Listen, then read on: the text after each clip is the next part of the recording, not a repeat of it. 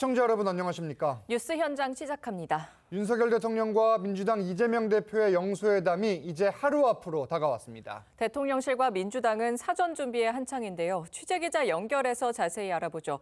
최민식 기자, 오늘 정치권 분위기 어떻습니까? 네, 윤석열 대통령과 민주당 이재명 대표는 오늘 특별한 일정을 갖는 대신 영수회담 준비에 집중하고 있습니다. 첫 영수회담은 내일 오후 2시 용산 대통령실에서 열립니다. 양측이 단독으로 만나는 건 2022년 5월 대통령 취임 이후 처음입니다. 각각 배석자 3명씩을 대동해 총 8명이 회동에 참석하는데 자연스럽게 대화가 진척되면서 윤 대통령과 이 대표가 단 둘이 대화할 가능성도 완전히 배제할 수는 없습니다. 또 1시간 일정인 차당 회동이 상황에 따라 길어질 가능성도 있습니다.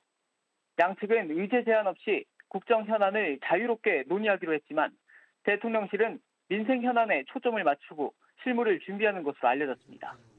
반면 야당은 총선에서 공약했던 전 국민 1인당 25만 원 민생지원금 지급에 주력할 것으로 보입니다. 또 앞서 회담의 의제로 각종 특검을 요구했던 만큼 이 대표가 해병대 최상병 사망사고 특검과 김건희 여사 특검 등을 직접 거론할지도 관심입니다. 회담이 종료되면 양측은 각각 결과를 따로 브리핑하기로 했습니다. 지금까지 정치부에서 전해드렸습니다. 윤석열 대통령과 이재명 민주당 대표의 첫 영수회담 내일 열립니다. 양측은 막바지 준비 작업에 한창인데 이번 회담이 꽉 막힌 전국을 풀 열쇠가 될지 패널 4분 모시고 정치권 쟁점들 자세히 짚겠습니다. 네, 이현종 문화일보 논설위원, 윤기찬 국민의힘 법률위 부위원장, 장윤미 변호사, 성치훈 민주당 정책위 부의장 함께합니다. 안녕하세요. 안녕하세요. 네, 안녕하세요. 네, 주제 바로 보시죠.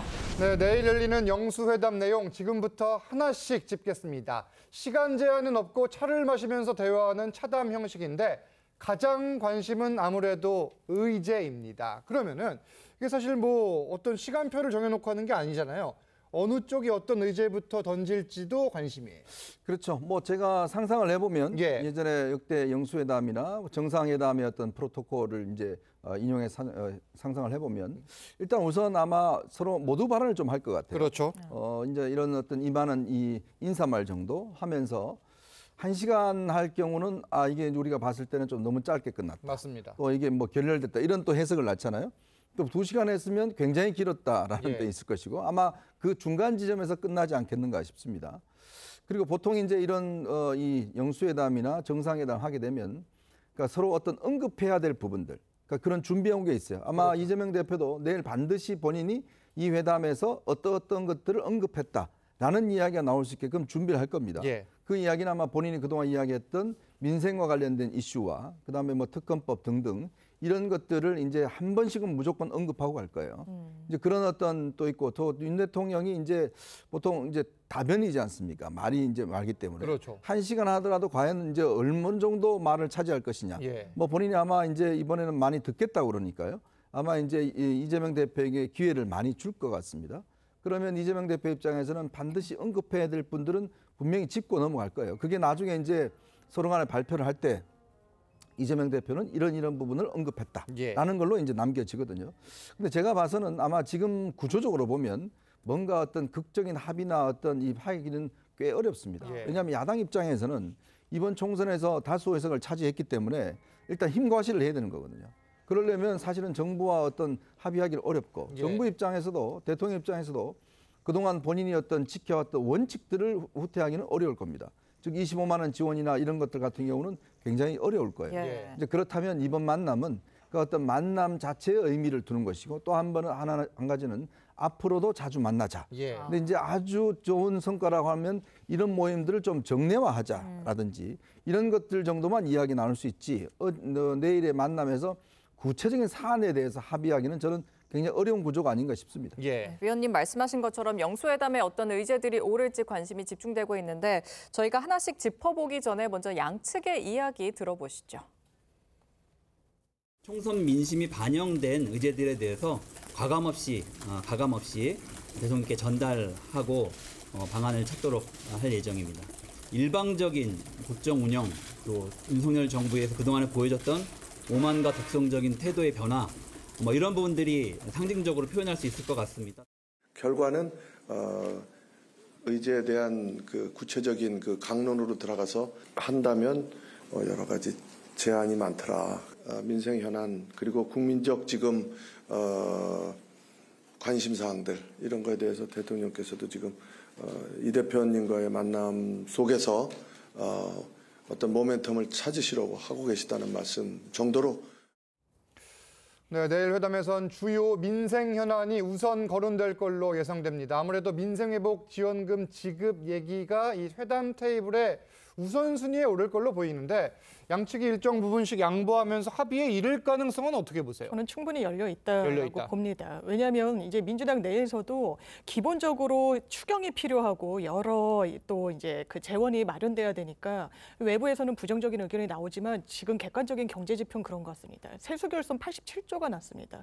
이 부분과 관련해서 재정 건전성을 굉장히 많은 이 경제 원칙으로 견제하고 있어서 세출 규모를 줄였는데 왜 그렇게 세수 펑크가 컸을까? 이게 세금이 제대로 거치지 않는 거예요. 뭐 법인세 인하 등등도 있겠지만 시장 자체가 상당히 경색돼 있고 얼어붙어 있어서 이게 돈이 돌지 않기 때문에 국가 수입 자체도 줄어들고 있는 측면이 있다는 겁니다. 그렇다면 시장의 유동성을 푸는 데 있어서 지금 물가가 굉장히 고공행진인 측면도 고려를 해야 되겠죠. 그렇다면 지역화폐 형식으로 시장이나 소상공인들한테 제한적으로 어떤 그 경제적인 효과가 닿도록 하는 이 정책 자체에 여당이라고 하더라도 반대할 그런 명분은 크진 않다라고 보는 부분이 있고요. 네네. 또 하나는 너무나 많은 규모로 풀리게 되면 이게 물가에 악영향을 끼친다. 민주당 내에서도 그렇다면 특정 계층으로 한정할 수 있다라는 이야기가 나오고 있어서 이 대원칙에 공감대를 이룬다면 그 세부적인 부분은 충분히 조율이 가능해서 대원칙에 합의할 가능성은 열려 있다라는 생각이 듭니다. 일단 양측 모두 지금 민생이 가장 먼저다 이렇게 보고 있는 것 같지만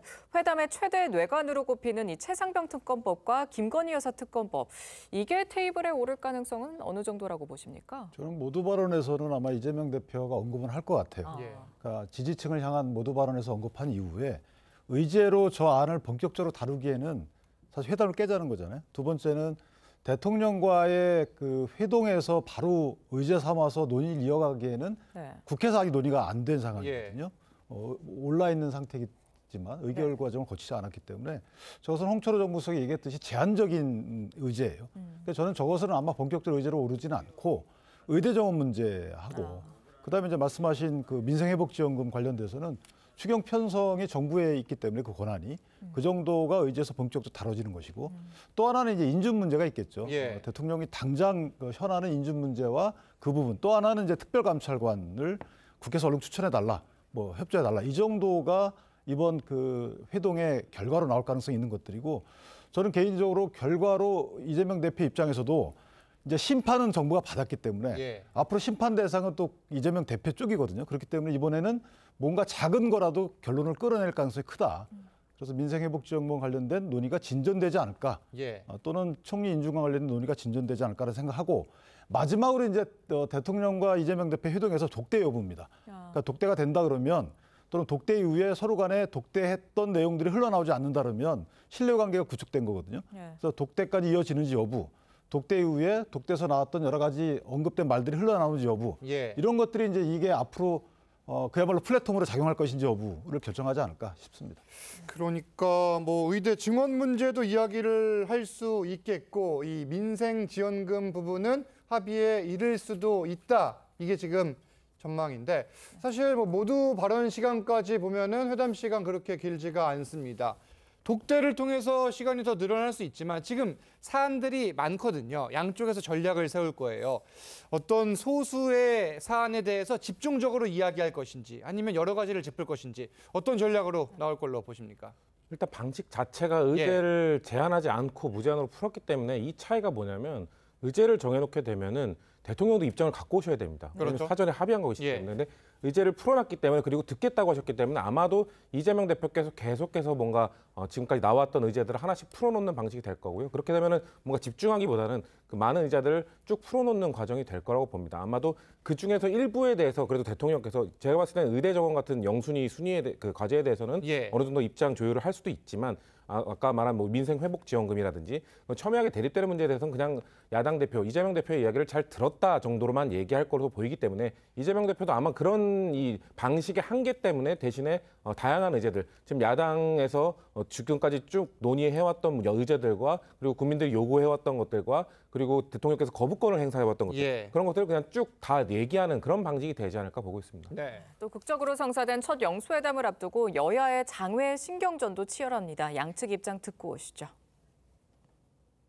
사전 조율 없이 특정한 의제 없이 만나서 모든 걸 얘기하자고 하는 것은 결국 성과 없는 빈 껍데기 영수회담을 유도하는 거 아니겠습니까? 만남 그 자체가 목적입니까? 왜 영수회담이 결과를 못 가져왔느냐? 정쟁이 되는 요소들이 아니라 민생과 연관된 안건들이 줄을 이루어야 뭔가 협의점에 다를 수 있지 않을까 생각됩니다. 자, 그렇다면은 이번 영수회담을 통해서 과연 이 성과, 이 결과물을 얻을 수 있을까? 얻지 못한다면은 양측에서는 어떤 이야기가 나올까도 관심인데, 뭐 통상 정상회담의 경우에서 일종의 합의문을 만들어낼 경우에는 상징적 결과물이 있다 이렇게 이야기를 할 수 있지만 노딜이란 표현도 쓰잖아요. 네. 이번 회담 같은 경우에는 노딜이란 표현이 나올 수도 있어 보입니까? 아니면은 그렇지 않고 뭐 충분히 이거는 의미가 있다 이런 결과가 나올까요?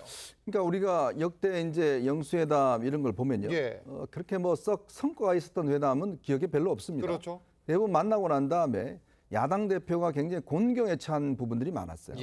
왜냐하면 이제 예를 들어서 당내 기반이 약한 야당 후보 같은 경우, 야당 대표 같은 경우는 돌아갔을 때 뭐 했냐 가서. 뭐 왜 하나도 못 가져오냐 이런 비난에 살 수가 있는 거죠. 사진만 찍고 왔냐 이런 심한 표현까지 좀 전에 정청래 최고위원 이야기했지만 저거는 이재명 대표의 굉장히 부담이 되는 이야기예요. 왜냐하면 이재명 대표 입장에서는 이게 첫 만남이기 때문에 뭐 첫 줄에 배부를 수가 없지 않습니까? 어쨌거나 야당 대표로 이제 인정받았다는 거, 그다음 대화의 파트너라는 것들을 국민들 앞에 이제 보이는 거거든요. 그것만으로도 저는 상당히 이재명 대표 입장에서 보면 충분한 어떤 이 행사를 했다라고 보여지는데 문제는 자꾸 이 성과를 강조하게 되면 이재명 대표도 굉장히 아마 어깨가 무거울 겁니다. 거기에다가 독대까지 해버리면 과연 거기서 무슨 이야기를 했는지 예전에 아마 제 기억으로 문재인 대통령 때인가요? 그때 황교안 그때 대표 갔을 때 잠깐 뭐 몇 초 만난 게 있어요.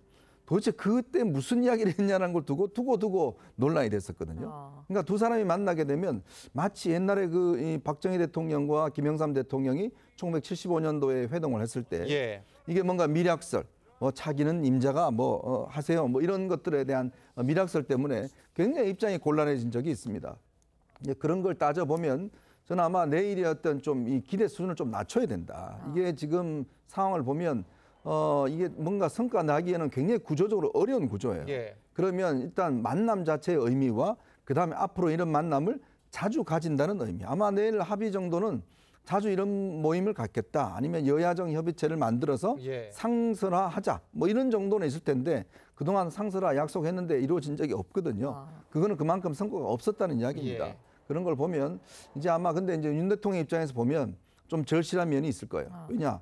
이 지금 22대 국회를 상대하기에는 지금 여당의 의석이 너무 부족하지 않습니까? 그렇다면 윤 대통령 입장에서도 뭔가 이재명 대표의 어떤 면을 살려주고 대화의 채널을 만들어야 본인도 앞으로 뭔가 정치적인 걸 해나갈 수 있기 때문에 아마 윤 대통령도 뭔가 좀 이 선물을 준비하는 저는 그런 어떤 상황들이 오늘 또 전개되지 않을까 싶습니다. 지금 첫 술에 배부를 수는 없다. 또 내일 성과에 대한 기대는 조금 낮추는 게 좋다라고 의원님이 이제 얘기하셨는데 그래도 좀 뚜렷한 성과가 나타나진 않는다면은 이게 또 전국이 오히려 얼어붙을 수 있다라는 지적들도 있기는 합니다. 그렇습니다. 대통령께 부담이 될 거예요. 대통령이 지금까지 피해자고 피고인이라서 안 만난다고 했는데 왜 만나시는 거겠습니까? 총선에서 대패했기 때문입니다. 총선 이후에 나온 대통령 지지율도 상당히 좋지 않았기 때문에 어떻게 보면 정치적 결단을 내리신 건데 지금까지 1차, 2차 다 실무 접촉을 하는 데 있어서 성과가 없었습니다. 의제 조율이 되지 않았다는 거죠. 영수회담을 준비하고 실무진으로 활동을 해봤던 정치인들에 따르면 왜냐하면 추상적인 차원에서라도 결론을 내야 되기 때문에 상당히 의견을 좁히고 들어간다는 거예요. 그래야만 국민들께 그래도 보여드릴 수 있는 결과물이 나오기 때문인데 지금 대통령과 대통령실의 기류는 그것과는 거리가 멀어 보입니다. 의제와 관련해서는 조율이 안 된 상태에서 사실상 이재명 대표가 결단을 내린 거죠. 그렇다면 우리는 의제에 연연하지 않겠다. 일단 만나겠다. 그래서 월요일 날 형식도 차담의 형식으로 오후 2시로 잡힌 거 아니겠습니까? 네. 그러면 오히려 한 언론에서도 지적했듯이 의제 삿발을 놓은 건 이재명 대표지만 모든 의제를 열어놓고 그걸 부담으로 떠안게 된 거는 윤석열 대통령인 겁니다. 단순히 듣겠다라는 것만으로 추상적인 차원에서 정례화해서 만나겠다라고 면을 세워주는 것만으로 아, 대통령이 바뀌었구나. 대통령이 야당과 대화하고 협치하는 의지를 보여주는구나. 국민들이 생각 못하실 겁니다. 최소한의 합의는 나와야 된다고 생각합니다. 네, 그런데 영수회담은 박정희 정권 시절부터 시작돼서 그동안 25차례 넘게 이루어졌지만 대부분 입장차만 확인하고 끝이 났습니다. 과거엔 어땠는지 영상으로 먼저 함께 보고 오시죠. 민심도 춥고 경제도 춥고 오늘 좀 추운 목소리 좀 들릴 줄 알 수 없습니다. 예, 우리 둘이 오늘 아주 국민에게 따뜻한 소식을 보내도록 노력합시다. 예. 주인은 와도 결국 가는 거죠. 자, 이게 뭐 지난 영수회담 사례들을 저희가 다 소개해드릴 수는 없지만 성과가 있었던 경우도 있고 없었던 경우도 있고 다양하더라고요. 그러니까 저는 저 성과 있었던 경우에는 주로 의제가 좀 유연한 경우에 그렇게 됐었어요. 그리고 여당이나 대통령이 다소 좀 정치적 기반이 좀 낮았을 때, 그리고 선거가 없었을 때는 의제를 정하고 나서 만난 경우도 좀 있습니다. 그러니까 주로 저희가 예전에 보면 영수회담 대상 의제들이 통상적인 거, 그러니까 FTA나 이런 것들이죠. 그러니까 대북 문제 관련된 것들, 그리고 이제 외교적인 부분들 이런 것들이었어요. 그렇죠. 그러니까 이런 부분들에 대해서는 입장차가 클 수밖에 없었던 것이고요. 심지어는 이명박 정부 때 FTA 관련돼서는 노무현 정부 때 추진하다 넘어온 것임에도 불구하고 기대를 갖고 만났는데 이게 결렬됐잖아요. 또 성과 있었던 부분은 이제 국민적 시각에서 볼 때 좀 이해가 상충되지 않는 부분이 있는 것들, 의학 분협 같은 것들. 그리고 마지막으로 이 성과가 이상하게 나온 것도 있죠. 정계 개편으로 나온 경우도 있습니다. 노태우 대통령 때 보면 야당 대표들을 많이 만났는데 그 이후에 결실이 조금 더 떨어지긴 했지만 어쨌든 정계 개편으로 이어진 부분도 없잖아 있고. 그래서 저는 개인적으로 이 의제를 두지 않고 만나는 이유는 성과를 내려는 목적은 두 분 다 똑같다라고 봅니다. 그러니까 의제가 정해지고 그 의제에 대해서 의논하고 나면 사실은 성과가 안 나올 가능성이 크거든요. 그러나 의제가 없다는 것은 그 여러 가지를 논의하되 여러 가지를 듣고 회동하에 논의를 하되 합의되는 것들도 분명히 있을 것이다. 이런 부분들을 대통령실과 이 대표는 다 염두에 두고 있는 것이고 지금 탑다운 방식에 하는 이유는 뭐냐면 실무적인 내용들로 협의가 안 되기 때문에 탑다운을 가는 거거든요. 옛날 대북 문제도 그렇고. 그렇기 때문에 지금 정청래 의원 등이 저렇게 문제 제기하는 건 당연합니다. 이게 어려운 일이다. 그러나 그 어려운 일에서 우리가 성과를 끌어냈다라는 탑다운 방식의 효율성을 나중에 국민께 홍보하기 위한 어떤 포석이라고 생각돼서 저는 개인적으로 어느 정도 이 대표나 대통령실에서 성과를 내야 되겠다라는 데에 대해서는 서로 간에 어느 정도 목적은 같다 이렇게 생각합니다. 뭐 과거 사례들을 보면 탑다운 방식이 명과 암이 확실히 있습니다. 사전 교섭이 충분하지 못한 상황에서 진행된 탑다운 방식이 오히려 결렬로 끝난 경우도 있는 만큼 이번 사례도 좀 집중을 해서 봐야 될 것 같은데 그러면은 여야정 협의체 구성, 향후 정례화 가능성은 어떻게 전망하세요? 전 이건 선택의 문제가 아니라 그렇게 해야 된다고 봅니다. 당위다. 원칙적으로 봤을 때는 한국과 같은 대통령 제국과는 이원적 정통성을 갖고 있지 않습니까? 그러니까 대통령 선거와 국회의원 선거를 따로 하고 있기 때문에 이게 전국 교착 상태로 계속 흐를 가능성이 있는 상황입니다. 그런 상황에서 원론적으로 이 기구를 만들어서 뭔가 협의를 하는 것은 당연한 것이고요. 그리고 윤석열 대통령의 입장에서 봐서도 지금 임기 5년 내내 여소야대를 이끌어야 되는 유일한 대통령입니다. 그래서 우리가 과거 사례도 봤지만 과거에 우리가 영수회담을 했던 대통령들은 여대 여소를 경험했던 아니면 경험하고 있던 아니면 경험할 예정인 그런 대통령들이었단 말이에요. 그렇기 때문에 영수회담을 통해 굳이 성과를 내지 않아도 되는 대통령이었겠지만 지금 윤석열 대통령은 무조건 여기서 뭔가 성과를 내고 협치의 모습을 보여야만 하는 상황이라는 점이 있고 이재명 대표의 입장도 마찬가지입니다. 물론 여기서 성과를 거두지 못했을 때 굳이 이걸 계속해야 되는 그 야당 내 비판이 있을 수는 있지만 그래도 국정 파트너로서 대통령과 동등한 위치에서 얘기를 할 수 있는 입법부의 다수당의 대표로서의 이미지를 가져갈 수 있기 때문에 그걸 뭐 굳이 거부할 필요는 없거든요. 그런 원론적인 이유와 상황적인 걸로 봤을 때 이거는 당위의 문제로 봐야 되는 상황이다. 저는 그렇게 보고 있습니다. 물론 상황이 어떻게 되는지 좀 지켜봐야 할 것 같은데 윤 대통령이 영수회담을 계기로 그러면 좀 불통 이미지 아니면 총선 참패 이후에 좀 국정 운영 돌파구라든지 이런 좀 마련할 수 있을까요? 그러니까 아마 윤 대통령 입장에서 굉장히 신경을 많이 쓸 겁니다. 그동안 총선에 나타났던 여러 가지 대통령의 어떤 문제점들이 실제로 이제 처음으로 어떤 야당과의 관계를 설정하는 중요한 계기잖아요. 예. 그러면 사실은 이제 이재명 대표와의 관계를 더 악화시킨다 그러면 사실 이제 국정 운영이 굉장히 어렵죠. 당장 지금 5월 국회에서 지금 세상은 특별법이라든지 이런 게 지금 통과돼 버리면 이거 이제 앞으로 뭐 특검 정국이 그냥 계속되는 거 아니겠습니까? 예를 들어서 지금 22대 국회에서 또 김건희 여사 특검법 통과된다 이렇게 되면 아마 올 한 해는 특검으로 그냥 지석을 겁니다. 그리고 지금 윤 대통령 입장에서는 지금 이 의석 구조 가지고는 뭔가 개혁을 할 수가 없어요. 그럼 현실적인 문제거든요. 왜냐 지금 뭐 법 하나 통과 못 시키지 않습니까? 그러면 본인의 앞으로의 3년을 아무런 성과 없이 보내야 될까? 저는 그거는 윤 대통령 입장에 정말 악몽이었다고 생각이 들거든요. 그러면 어쨌거나 이 이재명 대표를 파트너로 해서 본인이 어떤 정말 이야기했던 그런 개혁 성과를 내려면 손을 잡을 수밖에 없습니다. 그러면 내일의 만남을 어떻게 앞으로 이어나가는 그런 어떤 모멘텀을 만들어야 되거든요. 그러려면은 이재명 대표에게 조금의 어떤 선물을 줘야 되거든요. 주지 않으면 사실은 앞으로 이런 만남이 뭐하냐 아무런 성과도 없는데 이렇게 돼버리면 굉장히 경색 국면으로 갈 수가 있거든요. 그렇기 때문에 아마 대통령실에서도 여러 가지 아마 안들을 좀 준비를 할 겁니다. 그리고 윤 대통령이 그동안 해왔던 이 어떤 듣는 입장, 이제 정치를 하겠다고 그랬잖아요. 그동안의 어떤 이제 앞으로는 정치를 하겠다고 그랬는데 정말 그 정치를 하겠다는 가장 첫 번째 스타트가 내일이거든요. 그러면 정말 정치하는 대통령은 어떻게 달라질 것인지 그런 어떤 국민적인 어떤 기대도 내일 어떤 결과에 따라서 상당히 달라질 수가 있다. 저는 그렇게 봅니다. 불통, 이미지, 불식도 과제인데 뭐 지금 들은 생각인데 이 정진석 비서실장, 홍철호 정무수석 인선을 발표하면서 예고 없이 기자들 질문을 윤 대통령이 받았잖아요. 내일 그럴 가능성 혹시 어떻게 보세요? 저는 뭐 아마 이제 기자들하고 첫 번째 오프닝 할 때 뭐 들어오고 이제 하면 뭐 있겠습니다만은 아마 내일 기자들 질문 받기는 좀 어려울 거예요. 상대가 있으면. 근데 이제 결과 발표를 하고 아마 이제 이후에 아마 지금 5월 10일이면 대통령 이제 취임 이제 3주기인가요? 시작됩니다. 그러면 아마 그걸 기화로 해서 지금 일단 언론계와의 만남이라든지 그다음에 제가 알기로 아마 여당 내부의 인사들을 지금 계속적으로 만나고 있는 걸로 알고 있어요.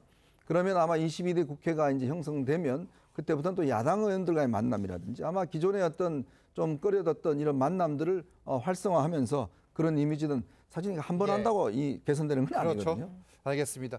이런 가운데 또 김건희 여사가 공개 행보에 뭐 다음 달부터 이르면 다음 달부터 나설 수도 있다 이런 관측 보도가 나오는데 이 부분은 어떻게 보세요? 김건희 여사 나서야죠. 왜냐하면 최근에도 루마니아 대통령 영부인 만났는데 대통령실에서 사진 공개도 못했습니다. 이건 외교 결례일 수도 있는 거예요. 그런데 왜 이런 선택을 하고 있느냐. 국민들이 김건희 여사를 보기를 좋아하지 않는다는 자체 정치적 판단이 있었던 거 아니겠습니까? 이런 사안을 언제까지 계속 끌고 갈 수 있겠습니까? 그렇다면 이 영부인으로서 그리고 대통령의 배우자로서 충분히 역할이 필요한 부분이 있기 때문에 하셔야 되는데 그 전제 조건이 있어야 되는 거죠. 지금 왜 특히나 선거 국면에 못 나오고 계셨습니까? 여러 의혹이 해소되지 않았기 때문입니다. 그러니까 보수 언론에서도 도이치모터스와 관련해서도 분명히 소환 조사 받아라. 명품백 관련해서도 건의기에서 뭐라고 설명했습니까?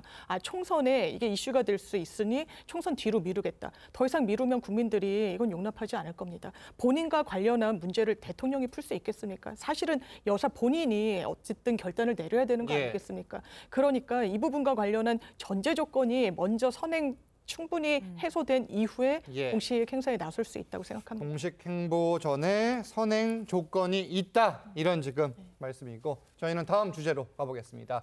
이번엔 민주당으로 가보겠습니다. 민주당이 소집한 5월 임시국회를 앞두고 여야가 팽팽히 맞서고 있습니다. 양측 목소리 먼저 듣고 이 내용 짚겠습니다. 5월 임시회는 국회법에 따라 마땅히 소집해야 합니다. 더욱이 처리를 기다리고 있는 법안들이 산적해 있습니다. 국민의힘은 총선에서 졌다고 국회의 의무마저 내팽개친 것입니까? 최상병 특검도 마찬가지라고 생각하는데요. 이미 민주당이 만들었던 공수처에서 충분히 조사가 이루어지고 있는 건이다. 국민들이 모두 가슴 아파했던 사건들을 정쟁으로 활용하는 것은 바람직하지 않다. 자, 5월 임시국회가 열립니다. 민주당은 이 여당에 주어진 반성의 기회임을 명심하라 이렇게 이야기를 했고 국민의힘은 이에 맞서 거야 폭거라고 반발을 하고 있는데 민주당 입장부터 들어볼게요. 국민들께서 4월 10일이 총선이었고 6월 개원으로 알고 계셔서 그럼 21대 국회의원들은 이제 일을 끝났는가? 라고 생각하실지 모르겠는데 5월 말까지 월급이 나옵니다. 세비가 나옵니다. 국민의힘에서 선거 기간에 그 얘기하지 않았습니까? 무노동 무임금 이 얘기하지 않았습니까? 회의를 열자고 일을 하자면 우리 받지 말자 뭐 이런 얘기도 하지 않았어요.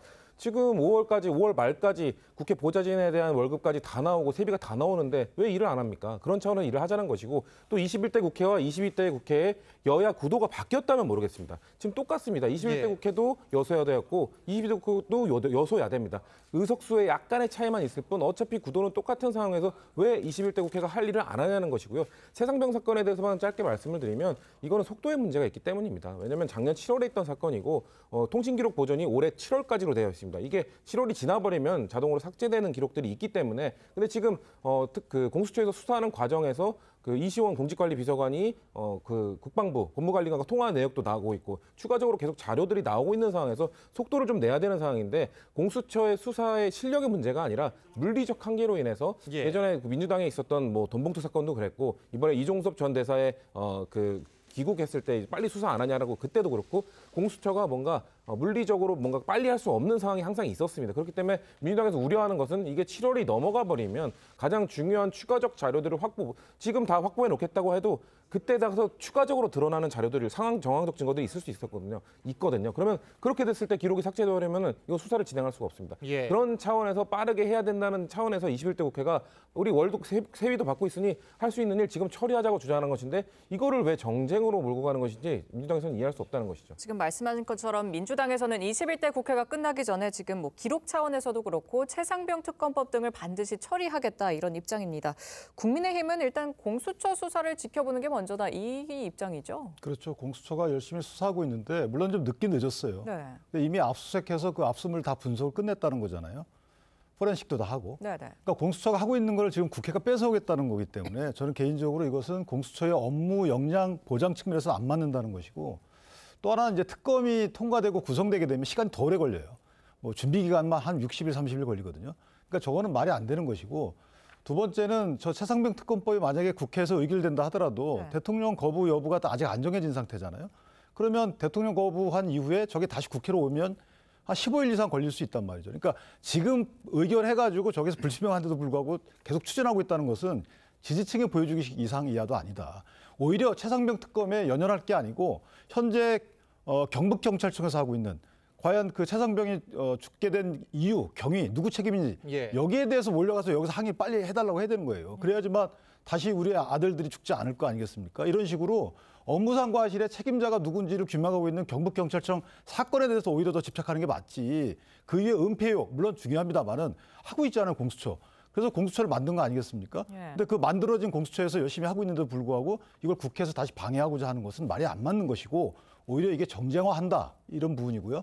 마지막으로 5월 2일 날, 5월 3일 날 정도에 원내대표들 선거들이 있습니다. 2일인가 3일인가. 근데 5월 3일 날 지금 본회의 개최하자는 거거든요. 그 의장도 여기에 협조를 안 하고 있는 걸로 알려져 있어요. 그러면 앞뒤가 안 맞잖아요. 그러니까 5월 23일 날 또 본회의를 하자는 안이 또 있단 말이에요. 5월 23일 날 본회의 해가지고 법을 통과시켜요. 그럼 대통령에게 갑니다. 그 15일 이내 공포 또는 제의요구를 합니다. 안 맞잖아요. 이미 그때 제의요구하게 되면 현 국회는 임기 만료로 끝나요.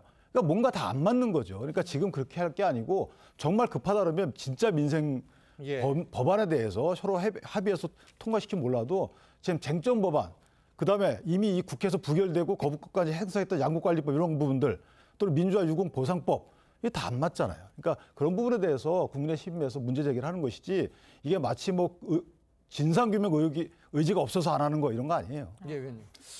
저는 이게 21대 국회가 아마 국민들이 보시기에 역대 최악의 국회라고 이야기하는 게 뭐냐면 법안 통과율이라든지 이런 것들이 정말 낮습니다. 즉 21대 국회가 처음 시작하면서 정권 교체가 됐잖아요.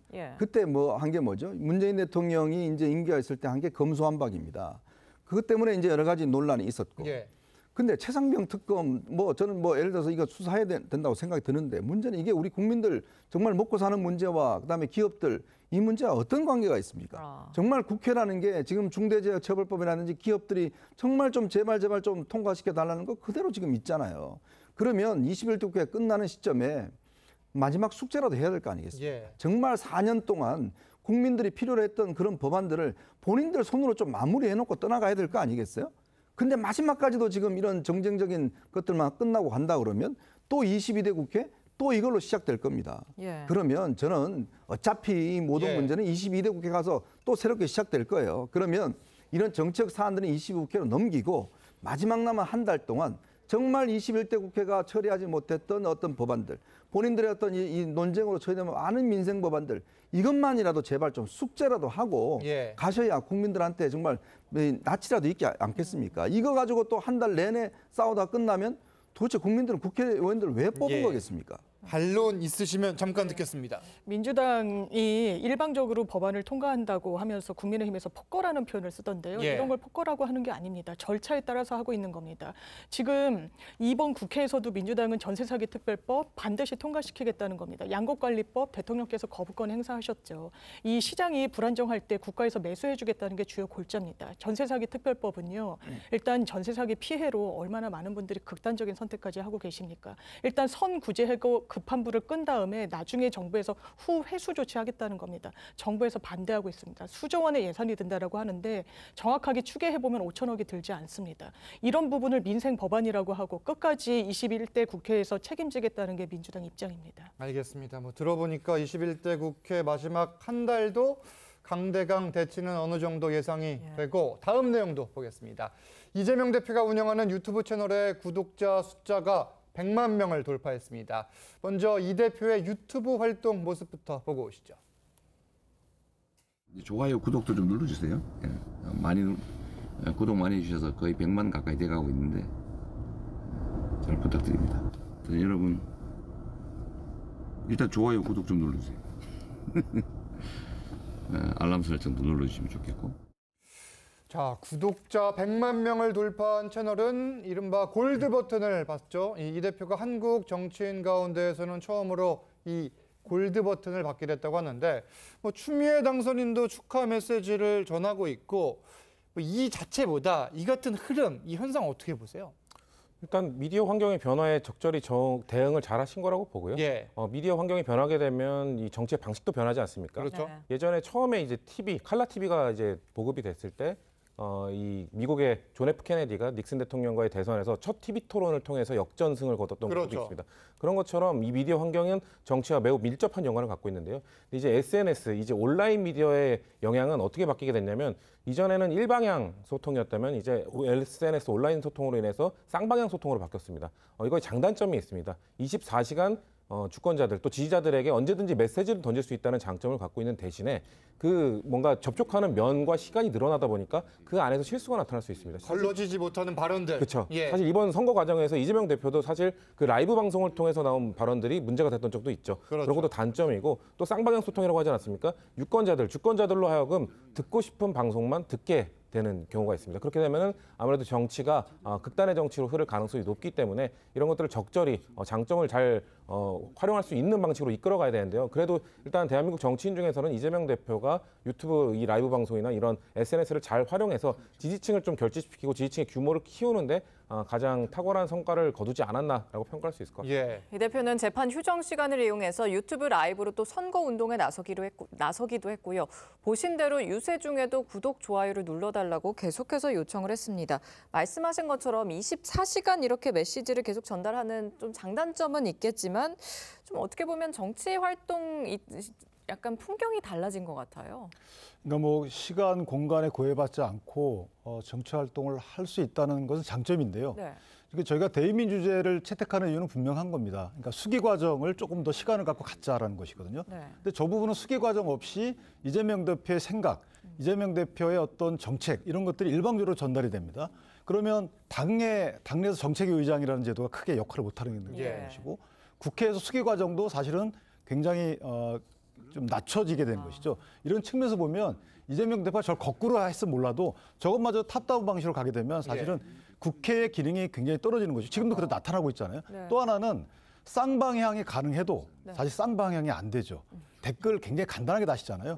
그것들을 이재명 대표가 전부 다 살펴보고 고민해보고 하지 않을 거 아니겠습니까? 그러니까 저 부분은 뭔가로 보완이 돼야 되는 것이고 본인의 당선과 관련된 활동을 하는 건 좋은데 정책을 국민적 지지를 요구하는 이런 통로로 쓰면 안 된다. 그러니까 정책에 대해서 국민적 지지를 모으는 것은 사실은 국회에서 수기 과정을 통해서 해야 된다. 그것만큼 지켜줬으면 저는 크게 문제가 없다라고 봅니다. 예, 의원님. 저는 이 현대 정치는 SNS 정치라고 이야기를 하잖아요. 네. 이런 면에서 볼 때 저는 국민의힘은 완패에 가깝다. 완패다. 이건 왜냐하면 지금 이번 선거에 드러났지만 이재명 대표가 지금까지 성장하는 배경에는 바로 이 SNS라는 것 매체를 정말 잘 활용했다. 그렇죠. 왜냐하면 처음에 본인이 지지 그룹의 이름이 뭡니까? 손가락 혁명군이었어요. 예. 그러니까 송가혁이라고 그래서 예. 그러니까 이런 어떤 댓글이나 이런 걸로 실제로 바꾸는 거예요. 그게 지금 이걸로 이어지는 거거든요. 근데 저 이 한동훈 위원장 SNS 안 합니다. 자, 그리고 여당 인사들 대부분 SNS 안 해요. 왜냐? 괜히 논란 일으킬까 봐. 또 유튜브도 거의 안 해요. 예. 네. 근데 이제 이 정치적인 이제 활동이 활발해지면서 많은 부분들이 유튜브나 SNS 통해서 서로의 공감대를 나누는 거거든요. 맞습니다. 그러면서 그 지지 활동을 나타내는 거예요. 그렇죠. 물론 논란은 있죠. 그렇지만 이미 세상이 바뀌었습니다. 네. 이 세상이 바뀌어서 이제는 정치 지도자와 국민들이 서로 간에 매일매일 접하는 이런 것들로 바뀌었어요. 근데 아직까지 국민의힘은 예전에 어떤 오프라인 시대로 지금 하고 있거든요. 네. 이거는 뭐 필패입니다. 예. 이번에 선거운동에서 여러분들 국민의힘에서 이겼던 후보들을 보면요. SNS를 정말 잘 활용한 후보들이 이겼어요.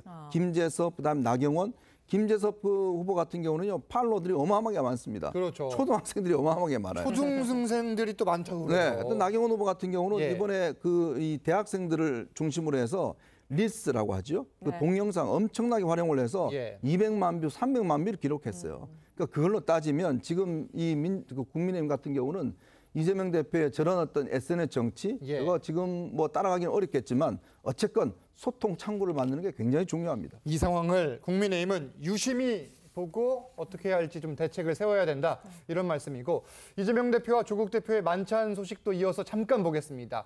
두 사람 지난 25일 만찬을 가졌는데 여기서 고급 고량주를 마셨을 수 있다는 이야기가 나왔고 조국 대표가 바로 일축을 했는데 이게 지금 이 같은 의혹 제기와 반박이 나올 상황인지는 모르겠으나 여튼 이런 지금 논란이 일었고 반박을 한 거잖아요. 약간 트집 잡기 성격도 있는 것 같아요. 예. 왜 일단 이 중국 음식점이고 그 중국 음식점이 어딘지는 언론인들은 다 알고 있으니까 그렇죠. 거기서 술을 한 잔 곁들였다라는 보도가 나왔고 아 그럼 그 주종이 뭔가 아 고량주였다. 근데 그 해당 식당에서는 6만 원대 고량주부터 한 뭐 100여만 원대 고량주까지 갖춰놓고 팔았다. 비싼 것도 하니까. 있더라고요. 예. 그러니까 혹시 100여만 원짜리를 마신 거 아니냐 고급 고량주를 마셨다는 의혹이 있다라고 하는데 이건 저는 트집 잡기나 현미경 들여다 보는 거라고 생각합니다. 네. 이게 본질도 아니고요. 두 사람이 만나서 대통령께 말씀드릴 사안을 조율했다는 게 가장 핵심 아니겠습니까? 일단 당사자들이 6만 원대 연태고량주 마셨다라고 해명을 예. 했으니까 여기서 끝내야지 또 보수 일각에서는 영수증을 올려라 믿기 어렵다라고 하는데 저는 정치 풍경이 그렇게 흘러가서는 안 된다고 근데 이게 생각합니다. 조국 대표가 앞서서 윤 대통령을 향해 음주 자제 등을 요구한 상황과 지금 맞물려서 또 이야기가 나왔었나 봐요. 항상 조국 대표는 그렇죠. 예. 본인이 이야기했는 거를 본인이 또 뒤집어 버리지 않습니까? 그래서 조로남불이라는 이야기가 있잖아요. 마찬가지예요. 아니 대통령한테 술 마시지 말라고 그래놓고 예. 본인은 또 한 병씩 먹잖아요. 그게 어떻게 대통령한테 요구할 사안입니까? 그러니까 본인이 이야기 해놓고 자꾸 본인이 어기니까. 예. 예를 들어서 지금 본인의 어떤 자녀 입시 비리 해놔놓고 또 당 강령에는 이제 입시 비리와 관련해서 이런 것들을 뭐 엄격하게 해야 된다라고 이야기를 하잖아요. 네. 그러니까 항상 본인의 행동을 보면 말하는 것과 비즈니스 예. 타지 마라 해놓고 본인이 비즈니스 타잖아요. 그런 것들이 문제라는 거예요. 그러니까 아니 그런 이야기를 왜 대통령한테 요구를 합니까? 그래놔놓고 바로 고량주 한 병 피우니까 예. 다 이런 논란이 있는 거 아니겠습니까? 알겠습니다. 뭐 조국 대표 자신은 술을 마시지 않겠다 이런 이야기를 한 적은 없는데 이 반박까지 짚어봤습니다. 다음 주제로 가보겠습니다. 지금부터는 국민의힘 소식 짚겠습니다. 국민의힘은 내일 3차 당선자 총회를 여는데 차기 비대위원장 인선 문제 이게 지금 윤곽이 좀 나오고 있는 상황입니까? 여전히 막혀 있습니까? 아직까지 뭐 특정인이 이름이 거명되고 예. 좁혀져서 거명되고 있지는 않은데 어쨌든 아마 윤재욱 원내대표 입장에서도 고민이 깊을 것이 관리형 비대위잖아요. 전당대회 준비를 하는 것인데 그렇죠. 거기에 이제 룰 관련해서의 첨예한 문제가 없지 않아 있습니다. 그렇다면 그 부분 관련돼서 다음 비대위원장을 지명했는데 그분이 그 전당대회 준비를 넘어선 활동을 하게 되면 이게 또 당내 불씨가 될 여지가 없잖아 있죠. 그래서 지금 만약에 국민의힘 여러 가지 계층에서 저 전당대회를 준비하는 정도의 비대위원장에 합의가 됐다면 거기에 맞는 분이 선정이 되겠죠. 그게 아니고 약간의 갑론을박이 있다 그러면 그다음 비대위원장이 결정하도록 그 비대위원장을 인선할 것이고 따라서 그 성격에 따라서 인선되는 비대위원장이 갈리지 않을까 이렇게 생각합니다. 예. 네, 국민의힘 원내대표 경선은 다음 달 3일에 치러지죠. 친윤계의 핵심 이철규 의원의 도전 가능성이 제기되면서 당내에선 우려의 목소리도 나오고 있습니다. 들어보시죠. 용산 따로 놀고 국회 따로 놀면은 그건 또 어려워지는 거거든요. 그러나 그렇다고 해가지고 예스만 하면 안 돼요. 때로는 노라고 설득할 수 있는 그런 원내대표가 이번에 돼야 된다 생각하는데 저는 이철규 의원이 거기에 합당한 분인지는 잘 모르겠어요. 또다시 친윤이기 때문에 국회를 여기에서 이제 원내대표 등의 당직을 맡으면 안 된다라고 한다면 윤석열 정부가 가지고 있는 국정 과제 그리고 또 여당과의 어떤 이런 협상 등은 누가 할 수 있다는 것이죠. 자, 국민의힘의 안철수 의원 오늘도 강력한 메시지를 내놨습니다. 선거 패배에 책임이 있는 핵심 관계자들은 이선으로 후퇴해야 된다. 본인의 SNS에 이런 이야기를 남겼는데 뭐 이철규 의원을 겨냥했던 해석도 있고 이철규 의원을 포함한 여러 명을 대상으로 했다. 어떻게 보셨어요? 참 이게 간단치 않은 국면 같습니다. 예. 왜냐하면 이철규 의원은 뭐 누가 봐도 윤 대통령의 어떤 핵심 측근이다. 그렇죠. 또 지난 강서구청장 선거 때 사무총장을 했고 그 패배의 책임을 지고 이제 물러났는데 인재영입 위원장을 해서 총선에 인재를 영입했고 사실상 공천 문제를 거의 다 본인이 주도했지 않습니까? 그렇죠. 근데 한동훈 위원장은 선거 패배 책임을 지고 지금 사퇴를 했어요. 근데 다시 이제 원내대표를 하겠다. 왜냐? 이번 원내대표가 굉장히 중요한 이유가 지금 특검법 정국이 시작되잖아요. 그렇죠. 네. 그러면 이 108명의 의원들을 어떻게 하면 똘똘 뭉칠 수 있을까? 왜냐? 이 거부권의 어떤 이걸 8명이 떠나버리면 사실 통과되는 거거든요. 그걸 어떻게 이제 지금 단합을 시킬 것인가? 만약에 통과가 되면 여권은 정말 혼란에 빠질 수밖에 없습니다.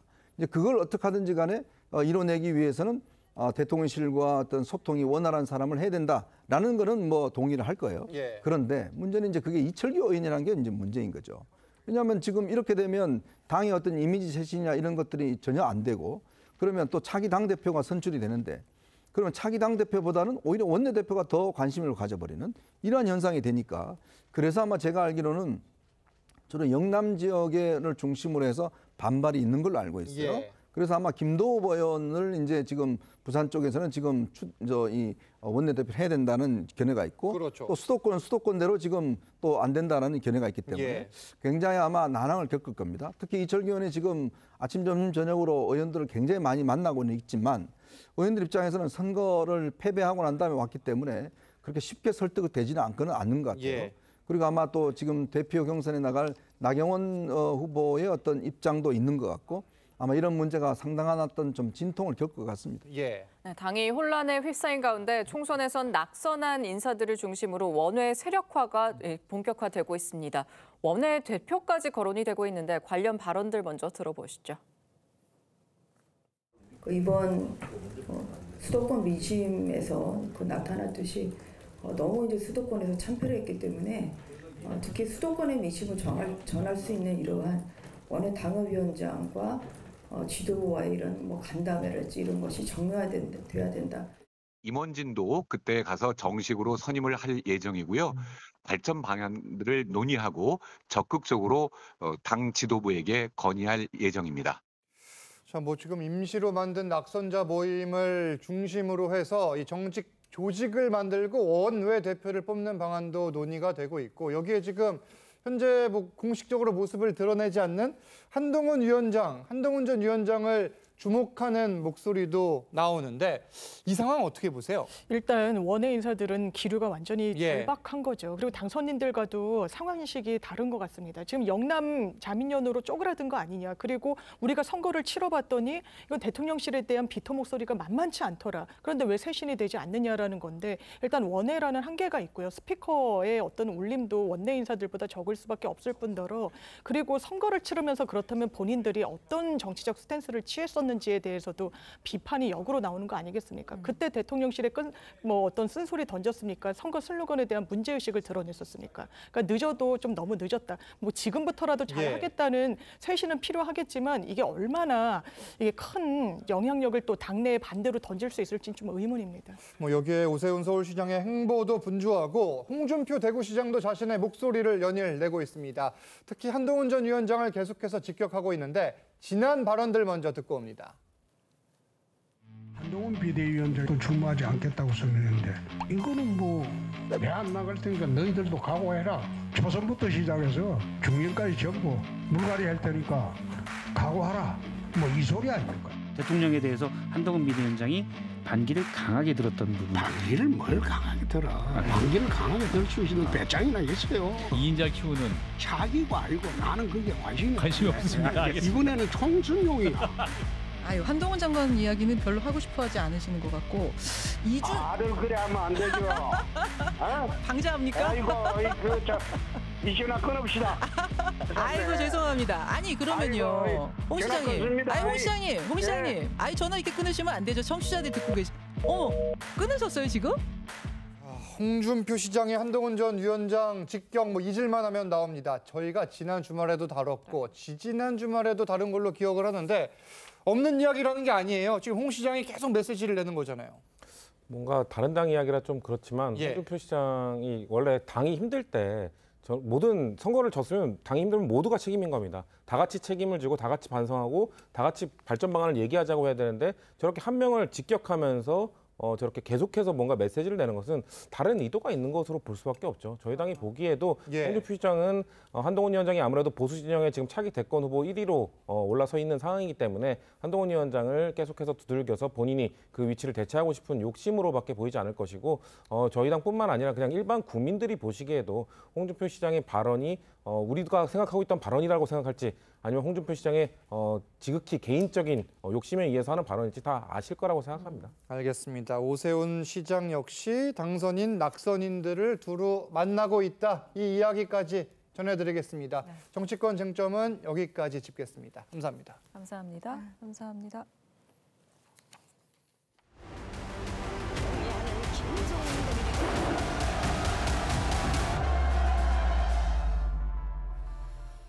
(6년) 전 남북 정상은 군사 분계선을 넘나들며 손을 맞잡고 한반도 평화를 약속했지만 북한의 핵 미사일 개발은 여전히 계속되고 있습니다. 네, 문재인 전 대통령은 현 정부 2년 사이에 상황이 악화됐다고 비판했고 국민의힘은 아직도 홀로 망상에 빠져 있느냐며 거칠게 반박했습니다. 차정승 기자의 보도입니다.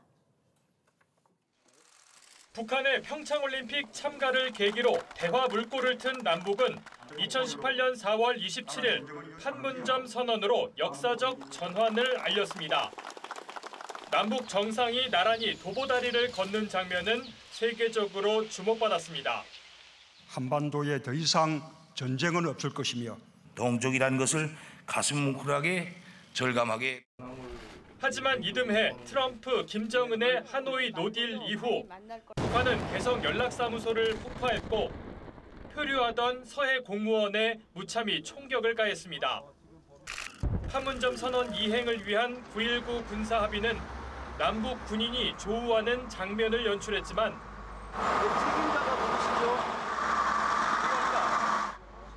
핵 미사일 개발 기조를 강화해온 북한은 불가역적인 핵무력 강화를 선언하는 데 이르렀습니다.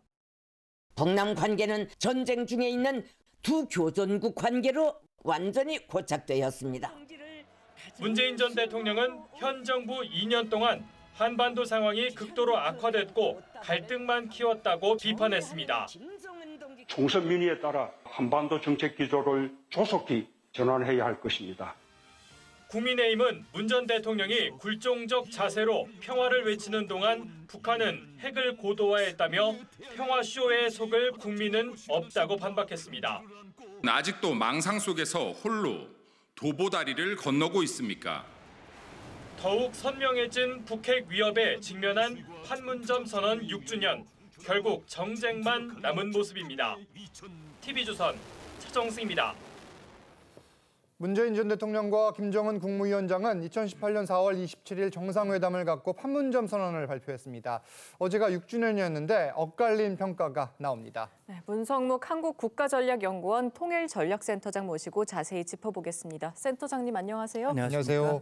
자, 이제 그제죠. 6주년 기념식에서 문 전 대통령이 이런 말을 했습니다. 엄중한 위기 상황이다. 총선 민의에 따라 한반도 정책 기조를 조속히 전환해야 한다. 어떻게 들으셨습니까? 예, 방금 보도에서 보셨습니다만 지난 2년 동안 즉 윤석열 정부 들어온 뒤에 긴장이 고조됐고 엄중한 위기가 됐다. 예. 그래서 정책 기조를 바꿔라 이런 이야기로 들리는데 네. 아마 잘 모르는 분들은 그 말이 사실인 걸로 이렇게 들릴 수 있겠습니다만 그 사실은 짚어볼 필요가 있어요. 예. 왜 그러냐면 2018년 4.27 판문점 회담이 있었고 선언이 있었고 그랬지만 2019년 하노이 노딜 이후 예. 북한은 완전히 기조를 전환해가지고 그렇죠. 대남 적대 정책을 취하지 않았습니까? 그래서 개성에 있는 연락사무소를 폭파하고 2020년 6월에 예, 우리 공무원을 9월 이 총격 피살을 하고 또 문 대통령을 일컬어서 입에 담기 어려운 그런 악담을 해왔단 말이죠.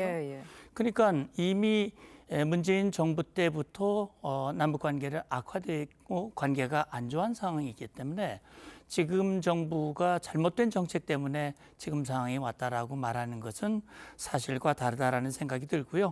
지금 정부 들어와서 달라진 점이 있다면 북한의 도발에선 단호하게 대처하면서 북한 핵 문제에 대해서 우리 국민의 안위를 지키기 위해 더 중점을 두고 있다. 이게 달라진 부분이라면 달라진 거인데 그걸 다시 바꾸라고 하는 것은 동의하는 국민이 얼마나 될까라는 생각이 듭니다. 네, 그래서 그런지 국민의힘은 문 전 대통령은 아직도 망상 속에서 도보다리를 건너고 있냐 이렇게 강하게 비판을 했습니다. 문 전 대통령이 굴종적 자세를 보이는 동안 북한은 핵을 좀 고도화했다 이렇게 비판을 하는 것 같아요. 네, 그러니까 아까 화면에도 나왔습니다만 판문점 평화의 집 발코니에서 공동 기자회견을 했고 김정은이 핵 없는 한반도, 전쟁이 없는 한반도를 만들겠다라고 얘기를 했고 판문점 선언에 완전한 비핵화를 합의했어요. 정부가 많이 선전을 했는데 비핵화 전혀 진전이 없고 오히려 북한 핵이 고도화되고 있고 오히려 김정은은 입을 열어서 핵방아쇠, 서울도 핵관역 이렇게 위협을 하고 있거든요. 그렇다면 결국은 그때 그 판문점 선언을 위해서 김정은에게 선물을 줬잖아요. 확성기도 끄고. 또 우리의 위에 있는 압도적 위에 있는 이런 군사력도 묶어놓고 그런데 결과적으로는 핵 위협이 더 고도화되는 그런 결과를 가져왔다는 얘기죠. 이 부분은 아마 인식해야 된다고 생각합니다. 지금 북한은 판문점 선언에 대한 것은 물론 남한을 향한 비방 이런 언급도 없는데 이게 보통 북한 입장에서 어떤 것을 기념한다고 했을 때 이 조선중앙통신이나 노동신문을 통해서 이야기를 하잖아요. 그럼요. 이 반응은 어떻게 분석을 하십니까? 이미 김정은이 답을 내놨다고 생각합니다. 지난 연말 노동당 전원회의에서 김정은은 대남 관계를 동족 동질 관계 아니고 교전국 관계다. 제1외적이고 주적이고 모든 역량을 동원해서 영토를 평정하겠다. 초토화시키겠다. 이건 뭐냐면 이제 기존의 모든 합의는 다 무시하고 통일 민족 다 지우고 남한은 이제 나무로 여기겠다라고 얘기했기 때문에 판문점 선언은 그의 기억 속에서 지우고 싶은 것이기 때문에 그걸 언급할 가능성은 전 없다고 보고요. 오히려 북한은 대남 적대 정책, 다시 말하면 그동안 이 70여 년 동안 이어져 왔던 대남 무력 적화 통일 정책을 노골화시켰다는 생각이 들고 김정은의 관심은 북한 주민들이 대남 관심으로부터 차단하는 것 여기에 더 관심이 있다는 생각이 듭니다. 네, 또 남북 정상회담, 미북 정상회담이 다시 열린다면 언제쯤 가능할지 또 어떤 요건들이 갖춰져야 할까요? 지금으로서는 언제라고 단정하기는 어렵습니다. 예측이 어려운 문제예요. 지금 김정은의 관심은 11월에 있을 미국 대통령 선거일 거예요. 트럼프가 됐으면 하는 마음이 많을 겁니다. 과거에 브로맨스가 있었고 트럼프도 자기 업적을 얘기를 하고 있고 하기 때문에 만약에 트럼프가 당선이 되고 북한이 말하는 소위 말하는 핵군축 이런 상황 여건이 된다면 아마 미북 정상이 회담이 성사될 가능성을 배제할 수는 없다고 보는데 그렇다고 해서 남북 정상회담이 되겠느냐 그 부분은 저는 미지수라고 보고 결국 북한은 그동안 대화 안 할 것 같지만 자기들이 아쉬우면 나왔기 때문에 그렇죠. 아쉬운 상황이 전개가 되면 아마 지금 상황이 달라질 가능성도 저는 있다고 봅니다. 뭐 지금 우크라이나, 러시아 상황 그리고 중동 상황이 있기 때문에 트럼프 대통령이 당선이 된다고 하더라도 실제 북미 대화로 이루어질지는 봐야 되지만 실제 이루어진다면 우리 정부도 대비는 미리 하고 있어야 될 것 같아요. 그렇습니다. 그 상황에 대비를 해서. 예, 그럼요. 모든 가능성에 대비를 해야 됩니다. 지금 정부도 북한에 대해서 북한의 도발에 대해서는 강력하게 대응을 하지만 미국, 일본과 함께 북한 핵 문제는 대화를 통해서 풀어가겠다고 하는 입장은 일관합니다. 그렇기 때문에 그리고 또 담대한 구상을 통해서 북한이 자세를 바꾸면 모든 북한의 필요를 채워주겠다라고 하는 그런 입장을 가지고 있거든요. 그렇기 때문에 상황 변화를 주시하면서 대화의 가능성에 대해서도 철저한 대비가 필요한 상황이라고 봅니다. 과거 남북 관계를 보면은 상황이 확 바뀌는 경우들이 있어왔기 때문에 대비는 해야 된다. 이런 말씀입니다. 문성목 센터장님 말씀은 여기까지 듣겠습니다. 감사합니다. 감사합니다. 오늘은 해운대에서 사랑을 하고 내일은 영도에서 이별을 하고 또다시 남천동에 밤을 보신다.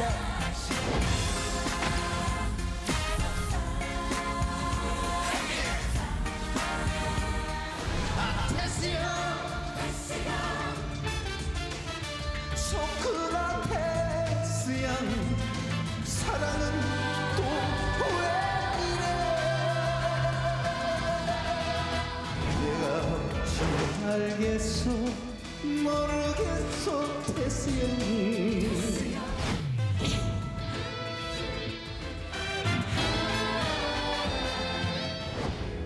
살다가 또 살다가 지칠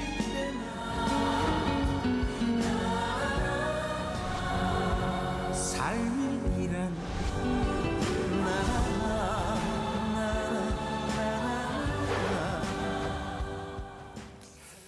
네, 영상 보신 것처럼 가수 나훈아 씨가 데뷔 58년 만에 은퇴 무대에 섰습니다. 이 내용과 함께 한 주간의 이슈까지 자세히 짚겠습니다. 네, 허주연 변호사 새로 모셨습니다. 안녕하세요. 안녕하세요. 자, 인천 송도에서 열리는 단독 공연을 통해 가수 나훈아 씨가 마이크를 내려놓는데 사실 이렇게 영상 구성을 할 만큼 나훈아 씨가 그동안 우리 가요계 이 시청자들에게 미친 영향이 컸잖아요. 그야말로 전설 중에 전설, 그렇죠. 살아있는 역사 이런 상징적인 존재였죠. 저도 사실은 나훈아 씨를 좋아할 만한 연배가 아님에도 불구하고 노래방에서 나훈아 씨 노래 몇 곡 정도는 다 부를 수 있을 만큼. 그렇습니까? 네, 그렇습니다. 그 정도로 이렇게 굉장히 우리 전체 세대를 불문하고 성별, 남녀노소를 불문하고 큰 영향력을 미친 가수인데 사실 지난 2월에 나훈아 씨가 팬들한테 보내는 편지로 박수 칠 때 떠나겠다 이런 말을 하면서 은퇴를 시사를 했다가 이번에 지금 전국 투어 콘서트 중인데 인천 무대에서 마지막이다 이런 말을 여러 번 언급하면서 이제 진짜 떠나겠다라는 거를 명확하게 마이크를 내려놓겠다 이렇게 얘기를 했어요. 총 2시간 25분 동안 관객들과 호흡하면서 그야말로 지치지 않은 체력으로 아직까지 무대를 떠나지 않아도 될 만큼 너무 멋진 공연을 보여주기도 했는데요.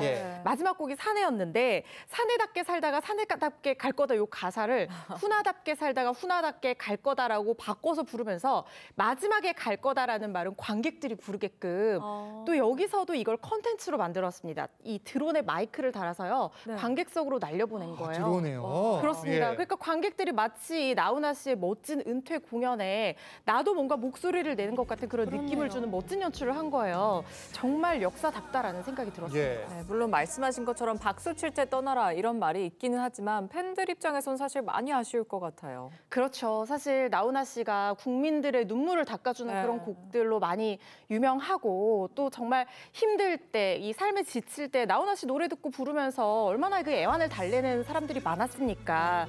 팬들이 진짜 이렇게 얘기를 합니다. 이제 국민은 누가 달래주나 이렇게 눈물을 흘린다는 거예요. 그리고 공연에서도 앙코를 하지 말고 또를 외쳐달라고 했어요. 그러면 왠지 또 올 것 같잖아요. 그러니까 팬들이 보내주기가 더 아쉬운 거죠.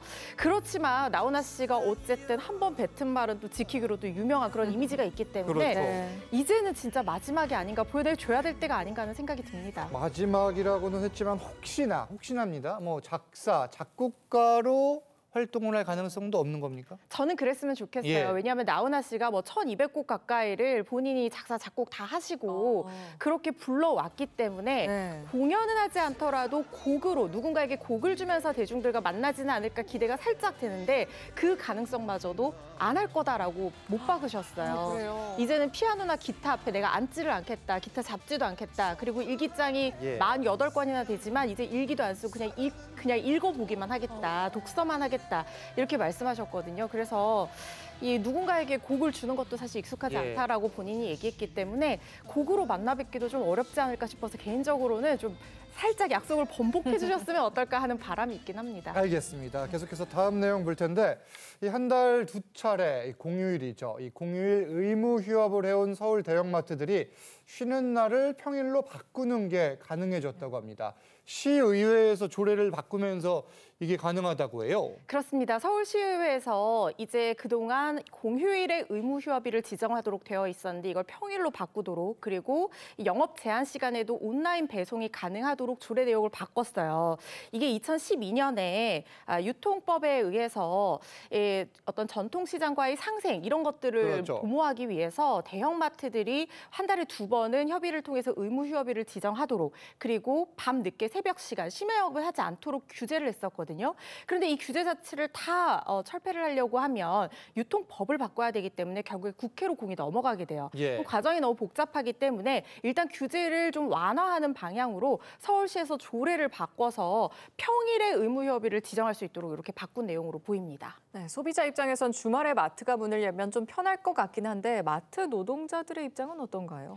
마트 노동자들이 그렇게 환영하는 것 같진 않아요. 물론 좋아하는 분들도 계실 수 있겠지만 왜냐하면 그동안 한 달에 2번 일요일에는 쉴 수가 있었는데 그때 이제 가족들과 같이 시간도 보내고 했었는데 만약에 물론 협의를 통해서 지정이 된다고는 하지만 모두의 어떤 요구사항에 맞출 수는 없는 거잖아요.